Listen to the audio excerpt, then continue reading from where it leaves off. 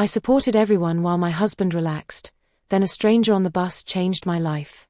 My name is Morgan, and at 36, I was drowning in plain sight. Picture this, me, stumbling through our front door at 9 on a Thursday night, arms loaded with Target bags that cut into my wrists like razor wire, while my husband Derek stretched across our sectional like a starfish, controller in hand, energy drink cans forming a small mountain on the coffee table. 3 years. That's how long this had been my reality. Before you judge me for staying, let me paint you a picture of who Derek used to be. 10 years ago, when we met at my college roommate Beth's wedding, he was the guy everyone wanted to be around. Area manager for a logistics company, pulling in $75,000 a year, coaching Little League on weekends. The kind of man who'd surprise me with concert tickets and cook elaborate Sunday dinners while I studied for my MBA. He made me feel like I'd won some kind of lottery. We got married at this beautiful vineyard in Sonoma, honeymooned in Maui, bought a 4-bedroom colonial in a neighborhood with actual sidewalks and good schools. Our daughter Avery came first, then our son Ethan 2 years later. We were living the dream, you know?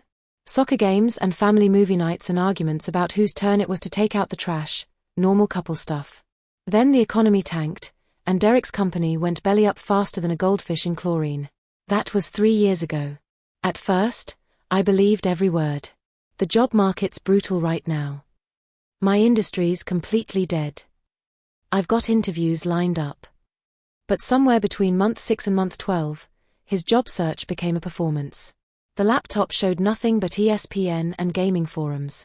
His dress shirts collected dust while his gaming headset got daily use. Meanwhile, I picked up every single piece. Working 50-hour weeks as a project coordinator at Morrison & Associates, then grocery shopping, then bus transfers across town because we'd sold my car to save money, then cooking dinner, helping with homework, doing laundry, paying bills with money that never quite stretched far enough. Our savings evaporated. Credit cards maxed out. The mortgage fell 3 months behind. And Derek? Derek had applied to 5 jobs today while the TV displayed a 12-hour gaming marathon. I was dying inside, one exhausting day at a time. The alarm screamed at 5:15 a.m., yanking me from a dream where I was swimming in an ocean that kept getting deeper. I dragged myself out of bed while Derek snored beside me. He'd finally crashed around 2 a.m. after his gaming session ran late. Again. My reflection in the bathroom mirror showed a stranger.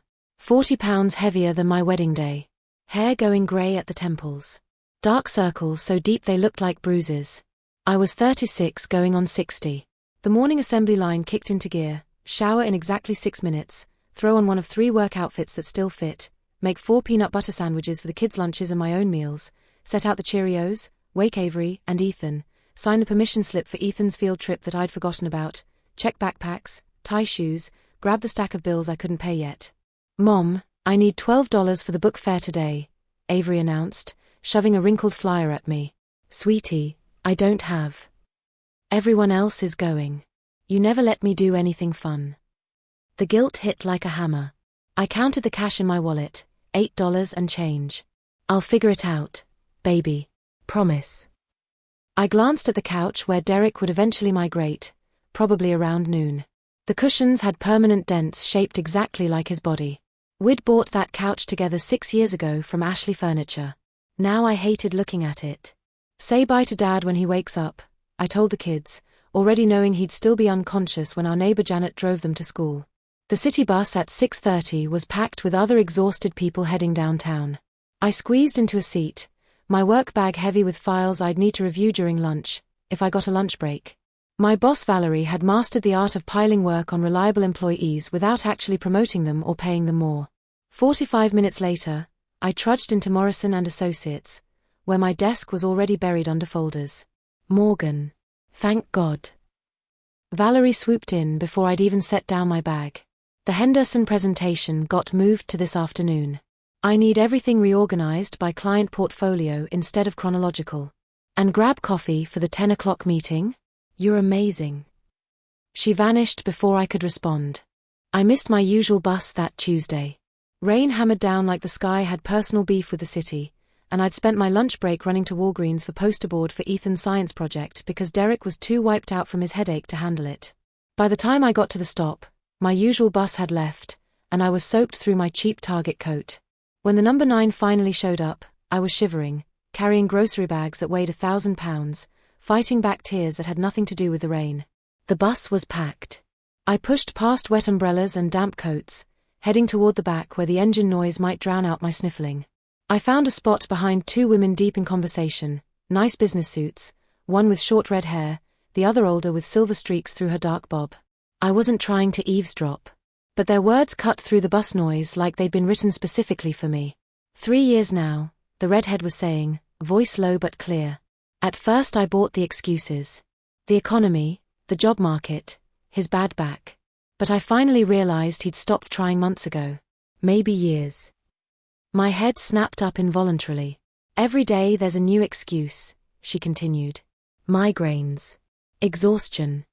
I applied everywhere today, but the computer history only shows YouTube and games. Meanwhile, I'm working 10-hour days, then shopping, cooking, everything. And he asks what's for dinner like it's still my job to handle it all. The older woman nodded thoughtfully. She had kind eyes and an expensive-looking briefcase. What you're describing is textbook. I'm a therapist specializing in family dynamics, and I see this pattern constantly. You mean other women live like this too? More than you'd imagine. What you're experiencing involves several psychological dynamics.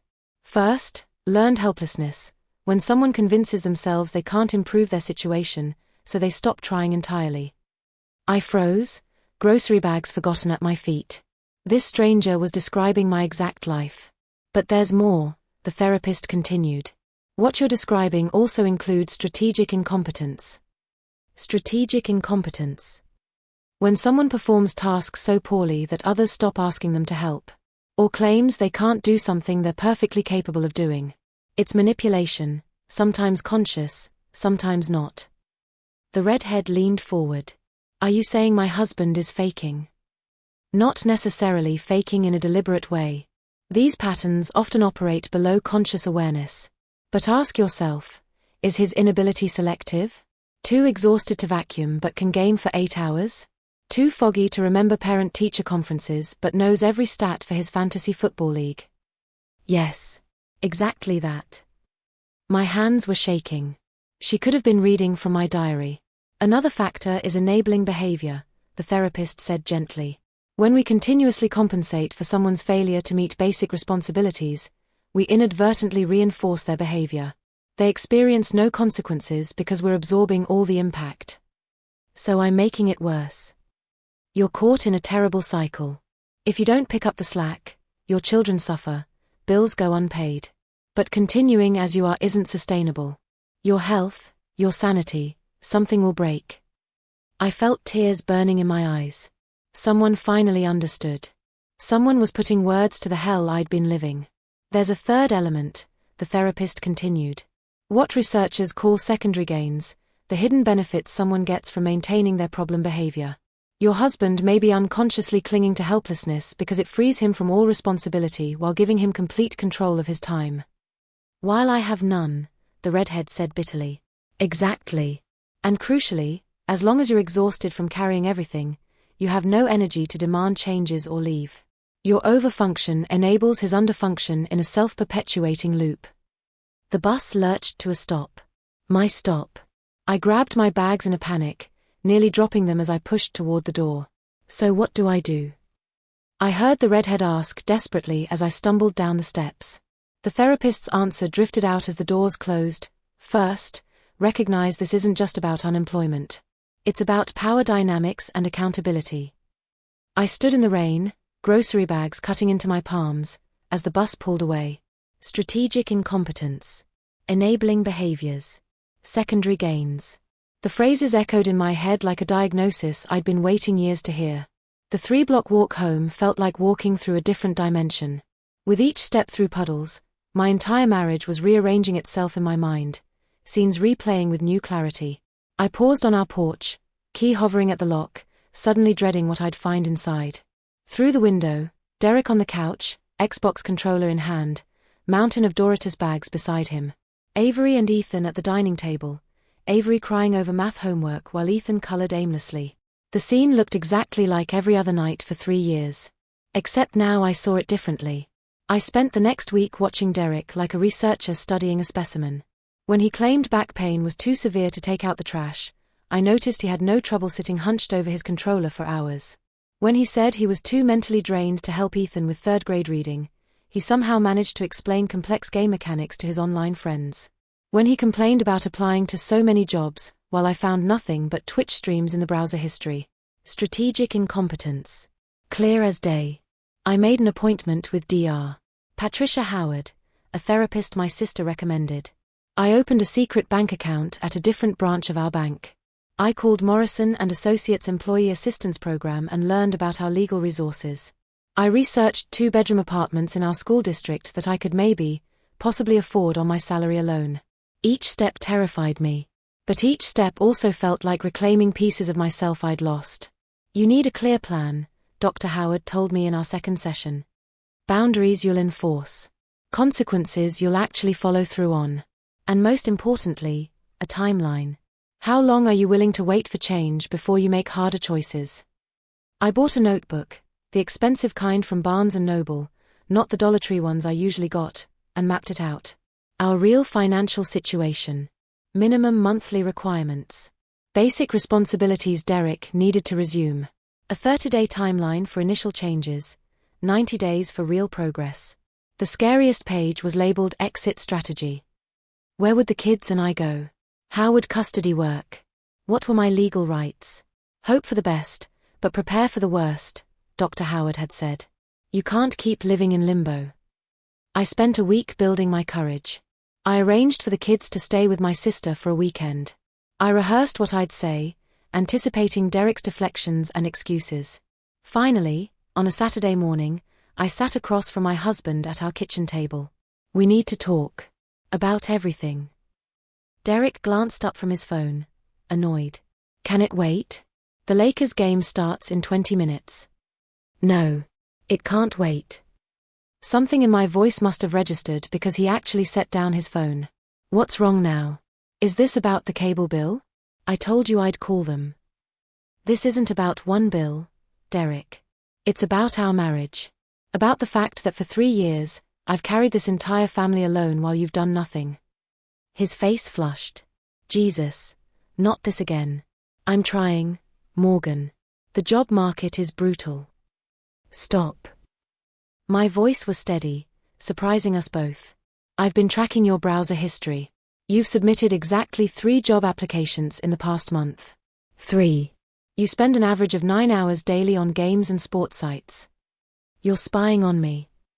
I needed to know the truth. And the truth is you stopped trying a long time ago. He stood abruptly, chair scraping. You have no idea what it's like out there. My entire industry collapsed. There are other industries. Retail. Customer service. Warehouse work. Anything to help support your family. So I should just take some garbage job? Work at Target for minimum wage. Our mortgage is 3 months behind, Derek. We're eating ramen for dinner.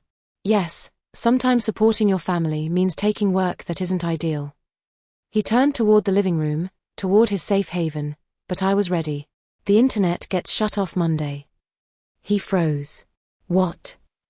We can't afford it anymore. My salary barely covers the mortgage and utilities.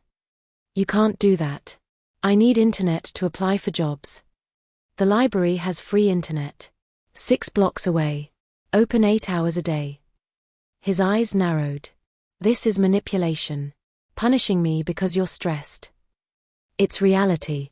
We're drowning financially while you consume services we can't afford. I slid a folder across the table, my carefully prepared documentation. This outlines our situation. What we need monthly. Basic responsibilities that need to be shared. And consequences if things don't change. He stared at the folder like it might bite him. Are you serious right now? You made a spreadsheet about our marriage. I made a roadmap for saving it. We need $4,000 monthly for basics. I bring in $3,400. That's a $600 gap every month, plus we're already buried in debt.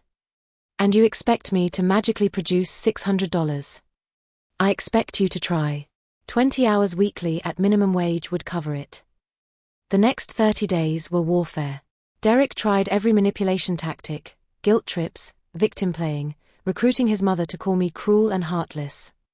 He'd leave the house with his resume, Then I'd spot him at Buffalo Wild Wings watching basketball. He'd do laundry and accidentally shrink everything, cook dinner and burn it beyond recognition, clean the bathroom and leave it somehow dirtier. Strategic incompetence in action. But I'd learned to recognize it now.